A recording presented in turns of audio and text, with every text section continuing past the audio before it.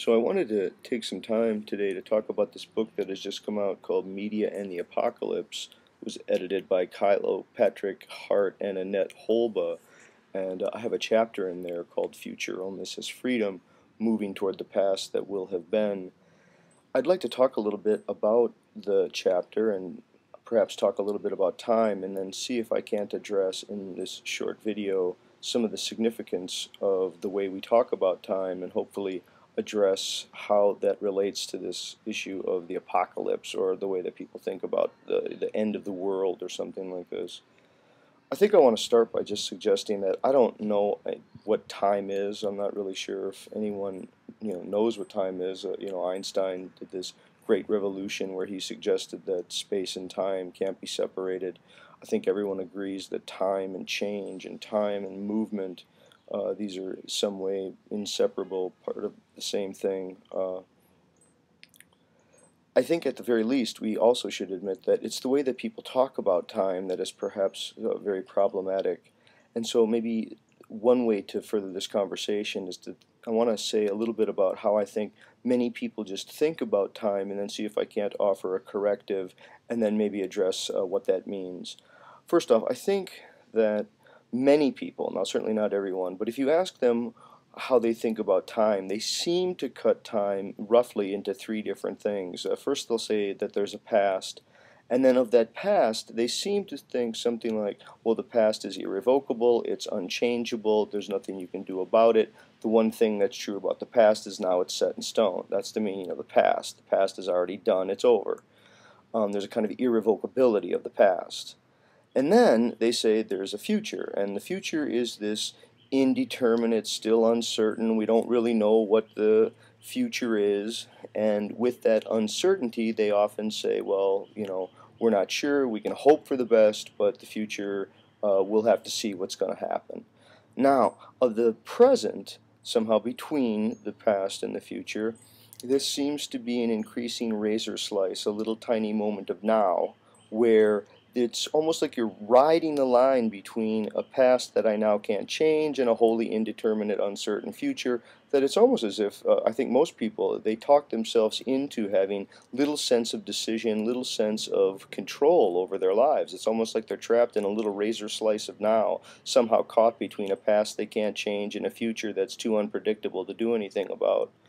I think if instead they would think about it, just for argument's sake, just playfully, if you say there's really only two kinds of pasts, you say there's a past that was and there's a past that will have been.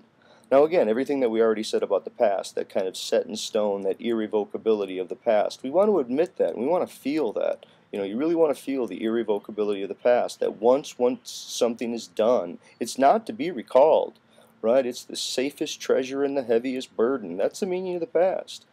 But there's also a past that's not yet become itself. What we call the future is actually the past that will have been. We can take that feeling of irrevocability, that very almost nauseating sense of the past, and then put it in front of ourselves, sort of swing it around ahead of ourselves, and sentence ourselves to a past that will have been. And what we call the future is actually a species of the past. It's that past that will have been. Now, if you don't think that that's the truth, I'm not arguing about the truth. I don't know what all this is. I think this is a more potent way of talking about it. Now, in the context of this question, the apocalypse, how does it relate to the issue of the end of the world? I want to address how this phenomena of the freedom to sentence ourselves to a past has been accounted for in different, religious traditions. I think if you go to Christianity, what they'll say is something like that all of this decision making is a capacity to either give oneself eternal salvation or eternal damnation by the judgment of God after the death of the body. There's some sort of an account of the immortality of the soul and some sort of account of judgment, and that conscience and the awareness of the future as something that could be counseled to, and I guess sentencing oneself to that. I think within Christianity, again, this is accounted by with some sort of notion of the afterlife. The position that I'm trying to suggest here is something maybe much more radical than that. It's suggesting, in some sense, that you're really not who you think you are, that you have obligations to other people, and that in some ways you share with other people a grand participation in the mystery of being. It's not that you are others, but you're not them. We're all equally part of the mystery all around us. And I think the argument that I'm trying to give here, and I would encourage people to get the book if they want to learn more about it or want to read about the arguments that are being made. But I think the issue here is that not everyone, but I think there are some people whose belief in the afterlife, it's as if they're trying to expiate their guilt from having failed to take care of one another. They want someone else to provide the justice. They want someone else to make amends for all the social injustices, all the wrongdoings, and instead of recognizing that we're all one community, the community of the dying, instead of recognizing that and sharing in the mystery of that, I think people pull a kind of divisiveness. They imagine that that we're all separate, that we don't have obligations to one another, and again, that someone else later on will ensure that justice is served. It's as if they don't want to admit transgenerational burdens in being human. I think to be human is to bear the burden of being of our own making. This is what Korzybski was talking about when he says that to be human is you have to live in order to exist. You have to fall into culture in order to be a human. You don't just for a human, you're not just born ready like other organisms are. In some way, you fall into time, and that very temporal gathering, that very falling into history, that's part of what we're creating for the next generation. So when the more that we start to think about what it means to move toward the will have been past, it's to suggest that right now, what I call the future is actually, it's my will have been past, but it will be a past for someone else.